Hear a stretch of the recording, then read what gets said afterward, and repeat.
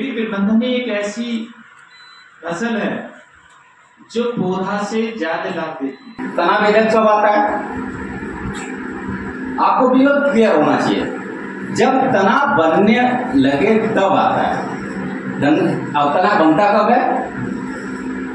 जुलाई से स्टार्ट हो जाता है। जुलाई से आप नीचे देखेंगे, स्प्रिंग की बात कर रहा हूँ, कि नीचे से 2-3 पोलियां बननी शुरू हो जाती है, क्योंकि ग्रोथ स्टेज होता है। और तना वेदक का स्टार्ट ग्रोथ स्टेज से ही शुरू हो जाएगा, वो होता है महीना जुलाई। और जुलाई से इसके बारे में देखेंगे, इसमें भी 5 धारियां होती हैं। इस पे किसी भी तरह के बहुत मक्के जैसे स्पॉट नहीं होंगे, सीधी सीधी ब्राउन कलर की ऊपर 3 होती है और 2 साइड में होती है। और गन्ने इसकी पहचान बड़ी क्लियर है, क्योंकि उस समय अंकुर वेदक आएगा नहीं। अंकुर से और तना वेदक में थोड़ा सा सिमिलर है पहचान, लेकिन अंकुर वेदक जनरेशन के समय आता था, तना वेदक जुलाई के बाद आएगा, पूरे साल रहेगा हार्वेस्टिंग के समय। तो जब भी हम गन्ने को फाड़ के देखें इस तरह की अगर दिखाई देती है तो this is the stock borer, इसे स्टॉक बोरर भी कहते हैं।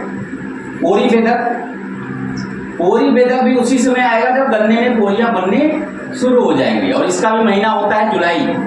लेकिन इसकी पहचान बहुत आसान होती है। आप देखो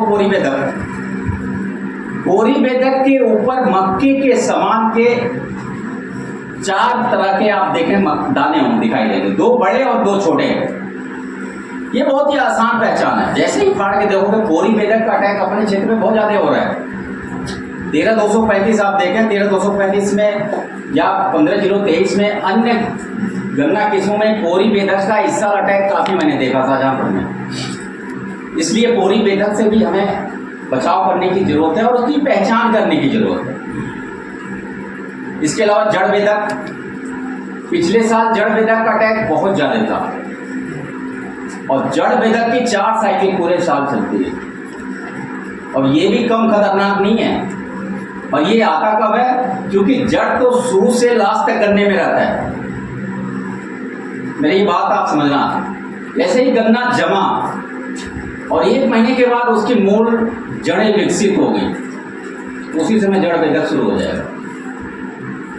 अप्रैल महीना चल रहा है, अप्रैल में जड़ वेदक के लार्वा दिख रहे हैं, और इसी समय लार्वा प्यूपा दोनों दिख रहे हैं। अप्रैल मई जून 3 महीने हॉट वेदर होगा, और ये हाई टेम्परेचर में लगभग 35 से 40 डिग्री सेंटीग्रेड में सबसे ज्यादा एक्टिवेट होता है। और उसी समय अप्रैल से जून तक जड़ वेदक का अटैक इतनी तेजी से होगा कि जड़ वेदक के साथ साथ अन्य बीमारियां जैसे उखा रोग, जब उससे रास्ता पैसेज बन जाएंगे तो उसी से फंगस भी इंटर कर जाता है, गन्ना पीला पड़ के सूख जाता है। इसकी पहचान आगे मैं दिखाऊंगा, कैसे पौधे को नुकसान पहुंचाता है। गुरदासपुर वेदक का बहुत ज्यादा अटैक अपने क्षेत्रों में नहीं मिला।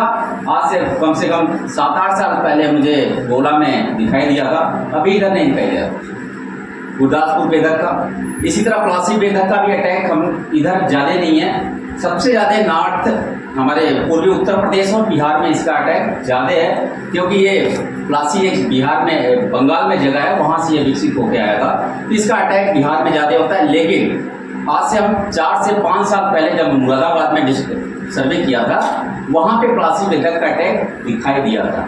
इसमें अंतर मैं दिखाऊंगा। पोरी वेदक और प्लासी वेदक में देखो बहुत ज्यादा सिमिलरिटी है, पोरी में और प्लासी में,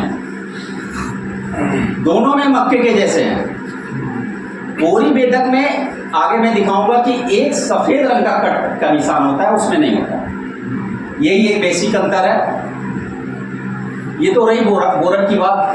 अब मैं आपको सकिंग पेस्ट की बात करता हूं। सकिंग पेस्ट मतलब चूसक कीट, गन्ने को चूस के अपना जीवन व्यतीत करता है, जिसमें सबसे मुख्य चूसक कीट पायरिला कहा जाता है। और इसके अलावा गुलाबी चिट्टा, माइट, सफेद मक्खी, काला चिट्टा, थ्रेप, सर्प कीट, उली, ये समय समय से आते हैं।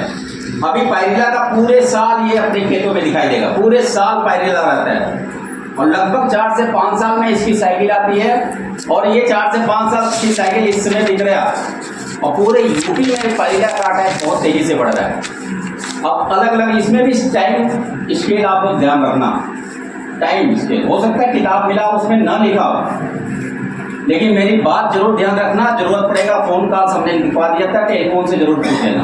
बहुत सारे हमारे लगभग सभी जाने पहचाने चेहरे लग रहे हैं, कोई नया चेहरा नहीं है। कभी भी फोन से आप पूछ सकते हो कि इसमें कौन सा कीट आने वाला है। गुलाबी चिट्टा की बात करो, ये सबसे ज़्यादा हाई ह्यूमिडिटी में दिखाई देता है। हाई टेम्परेचर और हाई ह्यूमिडिटी में गुलाबी चिट्टा दिखाई देगा। इसे मिलीबग भी कहा जाता है। पिछले साल मिलीबग बहुत ज़्यादा आया था, आप लोग देखे होंगे 14,201 नीचे बैठ गई, केवल ड्यू टू द मिलीबग। उसे गुलाबी चिट्टा कहा जाता है। तनु पे ये चिपकने वाला चूसक कीट था। मकड़ी भी पूरे साल पाई जाती है। सबसे ज़्यादा अटैक इसका बरसात के समय में होता है। और मकड़ी भी 4 से 5 प्रकार की होती हैं। अभी से पत्तियाँ 13,235 में आप देखे होंगे या 15,023 में पत्तियाँ लाल हो जाती हैं शुरुआती स्टेज में।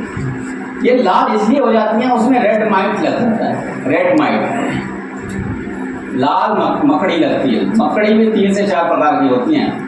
तो ये लाल मकड़ी शुरुआती दिनों में लगते हैं, लगभग 120 दिनों तक फसल जब रहेगी तब लाल मकड़ी लगती है।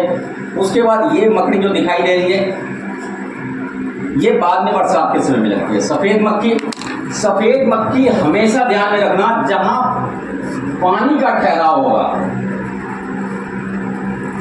जहां पे बाढ़ आता होगा, वहां पे सफ़ेद मक्खी 100% आएगी। ये ध्यान रखना आप लोग। और इस कंसेप्ट के साथ जब खेत पे पहुंचोगे तो निश्चित रूप से आप सफ़ेद पेस्ट को पहचानने में कोई दिक्कत नहीं होगी। अगर पानी लगा है तो आप समझ जाओ कि इस खेत में कहीं न कहीं सफ़ेद मक्खी दिखेगी। और सफ़ेद मक्खी पानी लग जाने के बाद नाइट्रोजन कम हो जाता है।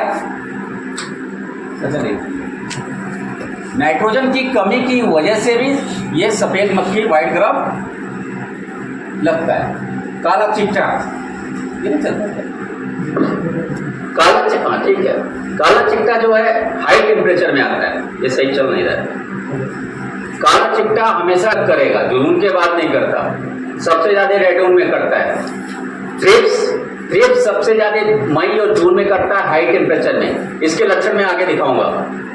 सब कीट ज़्यादातर इस पिछले साल मुझे दिखाई दिया था और पिछले साल वेस्टर्न यूपी में ज़्यादा दिखाई दिया। गन्ने के तने के ऊपर दाने दाने के जैसे चूसक कीट लग जाएंगे, दाने जैसे हो जाएंगे। और ये सल कीट होता है जिसे सैनिक कीट भी कहा जाता है। उली एफिड का अटैक अभी तक बहुत पहले देखा गया था पश्चिमी उत्तर प्रदेश में। हमारी यूपी कंडीशन में उली एफिड नहीं पाया जाता है।